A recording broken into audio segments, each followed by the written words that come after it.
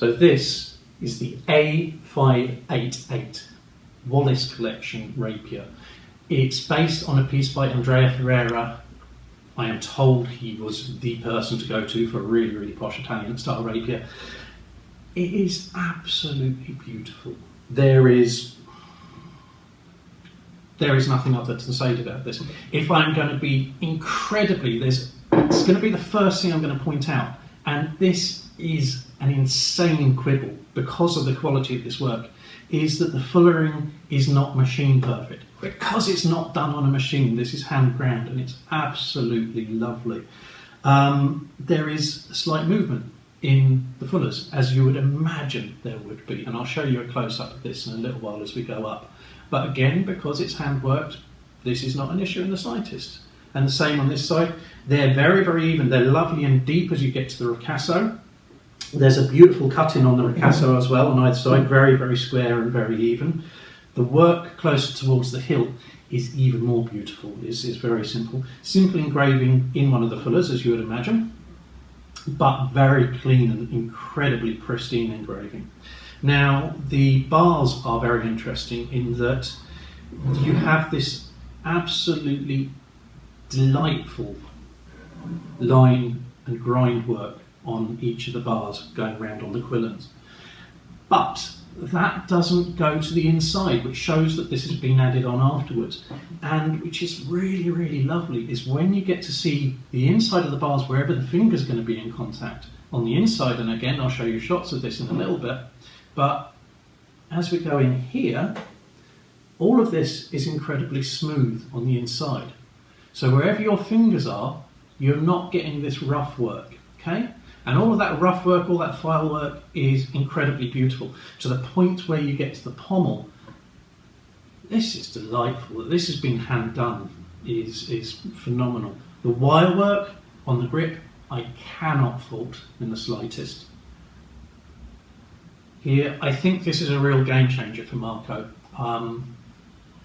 First of all, Oliver has pointed out that because this is predominantly designed for the thrust and the cut minimally and to force people out of the line on the straight line, here it's allowed to be a little bit heavy, but to be honest, even within that, the balance is good. As I said, this comes out a little bit lighter than the original, only about 15-20 grams. So the original was 1580 and this is 1560, so about 20 grams difference. 45-inch blade, beautiful. Don't know what else to say about that. There's ever such that it's a slight inconsistency in the hand grind, but it's a hand grind. What do you expect? It's beautiful. It's deep.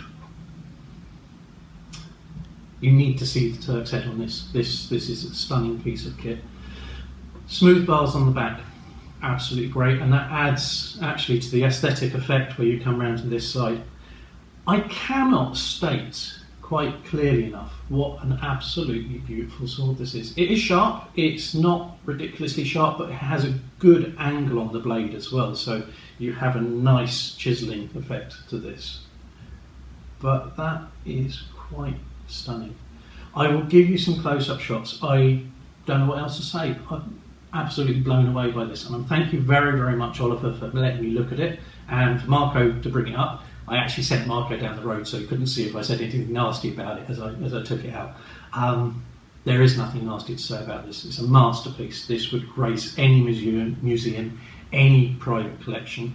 Had I got the money, I would buy it in an instant. It is a piece of absolute beautiful steel, beautifully done, and done with love. This is the sort of stuff that we should see Marco doing all the time. Excellent. I hope you enjoy the video. I'm going to get you to see some close-ups now, and I hope to see you soon. Take care. Bye-bye. So I apologise for if any of this shakes because I am doing this on an iPad, but as you can see here, if you look at the pommel, the work is simple, regular, but immaculate. Very, very beautiful. You can see then the detail on the inside there where you have the smoothing on the inside of the bars. And again, I'll draw your attention to this as you come to where the fingers are going to be in contact on the inside here. You again have this smoothness, which is very, very nice. Simple bars on the back, and then the complex patterning. And again, although it's a simple pattern, it's an incredibly laborious task. beautifully done, absolutely bloody stunning. And look at this wirework. If you saw that in any museum, this would be the work of a master craftsman. This is stunning. Marco has absolutely blown me away with this piece.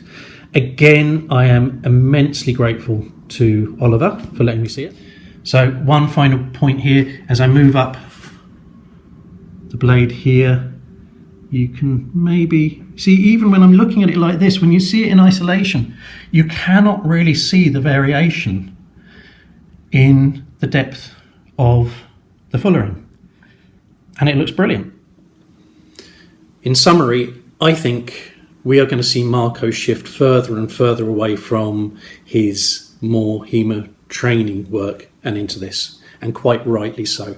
This is a masterpiece. Marco has shown himself capable of producing masterpieces.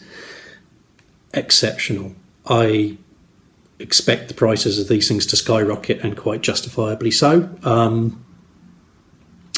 I don't know what else to say.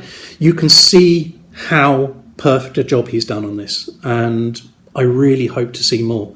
Again, thank you so much both to Oliver and to Marco for letting me see it. Oliver, I think you're going to be blown away when this turns up on your door. Unfortunately, I understand it just went missing in transit.